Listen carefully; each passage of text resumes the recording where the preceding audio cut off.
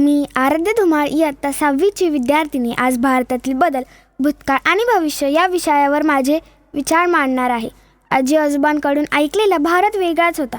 शेती करणारे लोक, बैलांची नांगरणी, लहानशा शाळा आणि साधं जीवन. त्या काळात सुविधा कमी होत्या, पण माणसात जवळीक होती. आज मात्र भारत झपाट्याने बदलतोय. शाळा, रस्ते, मोबाईल, इंटरनेट हे सगळे आता सर्वसामान्य झाले आहे. लोकांच्या आयुष्यात मोठा बदल झाला आहे. शिक्षण, आरोग्य आणि महिलांचे हक्क यामध्ये खूप सुधारणा झाली आहे. भारत अंतराळात झेप घेतोय आणि विज्ञान नाव कमवतोय. भूतकाळ शिकवतो, वर्तमान घडवतो आणि भविष्य आपल्या हातात असतं. भारतातले हे सगळे बदल पाहून मला अभिमान वाटतो. धन्यवाद. मी सोहम बैरट इयत्ता 9वीचा विद्यार्थी 2075 मधला भारत या विषयावर माझे विचार मांडणार आहे. 2075 मध्ये भारत हा एक प्रगत देश बनेल. आपल्या देशात जगभरातील सर्वोत्तम विद्यापीठ आणि संशोधन संस्था आहेत.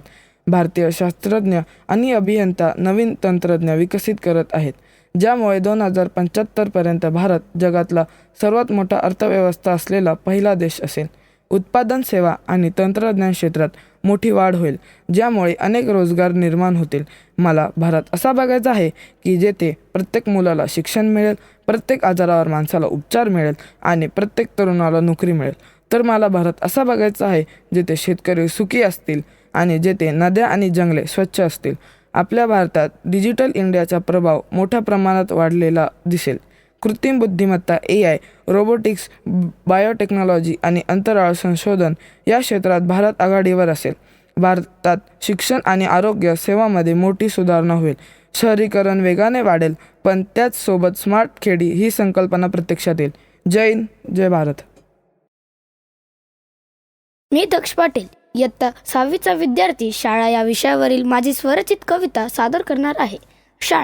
शाळेत जायचं म्हटलं की येत होता कंटाळा, पण आता आठवते आम्हाला आमची शाळा. रोजच चालायची आमची दंगामस्ती, शिक्षकांना त्रास आम्ही द्यायचो किती. जेवणाच्या सुट्टीतील धमालच होती वेगळी, सर्वांचे डबे खाण्याची ती मजाच होती आगळी. मजा होती तेव्हा, आमचा होता खेळायचा वेळ, मिळायची शिक्षा जेव्हा आम्ही शाळेत खायचो चोरून भेळ. अभ्यास न केल्यास मॅडम खूप ओरडायच्या, पण आता कळतं हे त्या आमच्या भल्यासाठीच करायच्या. धन्यवाद. मी अर्णवी पत्की माझी कविता किल्ली सादर करणार आहे. लहानशी दिसते पण काम मोठं करते, बंद दार उघडून जगाशी जोडते. आईच्या पोटातील गुपित ती जपते, स्वप्नांची दारं मात्र उघडते. कधी हरवली तर होते गडबड, शोधताना होते धावपळ. किल्ली नाही म्हणून बाबा झाले त्रस्त, आई म्हणाली चला कुलूप फोडा, झाला उशीर जास्त.